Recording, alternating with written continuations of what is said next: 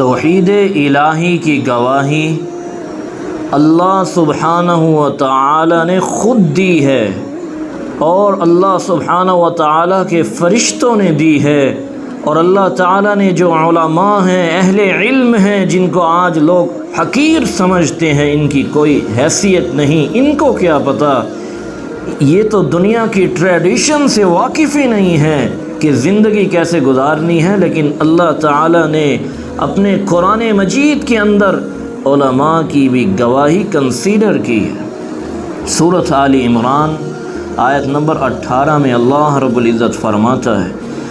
شہید اللہ انہ لا الہ الا هو والملائکۃ وأولو العلم قائما بالقسط لا الہ الا هو العزیز الحکیم۔ اللہ سبحانہ و تعالی خود گواہی دیتا ہے، اور میرے پیارے بھائیوں اپنے رب کو پہچانو، یہ رب کا قرآن ہے۔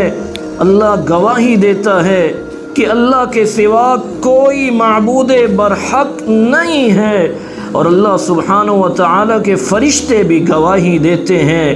اور جو اہل علم ہیں، علماء ربانیین ہیں، اہل علم علماء اہل علم بھی گواہی دیتے ہیں، اور وہ انصاف پر قائم ہیں۔ اللہ کے سوا کوئی حاجت روا، کوئی مشکل کشا، کوئی الہ نہیں ہے، وہ غالب اور حکمت والا ہے۔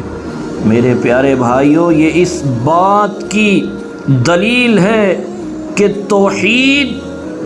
یہ سب سے بڑا فریضہ ہے۔ اگر میری اور آپ کی زندگی میں توحید نہیں ہے، اس کے بغیر، توحید کے بغیر مجھے اور آپ کو نجات نہیں مل سکتی۔ اللہ تعالی ہمیں موحد بنائے، شرک سے محفوظ فرمائے، توحید کے عالم کو پوری دنیا کے اندر لہرانے کی توفیق عطا فرمائے، پوری دنیا کے اندر ہم توحید کو پھیلائیں، اللہ ہم سے راضی ہو جائے۔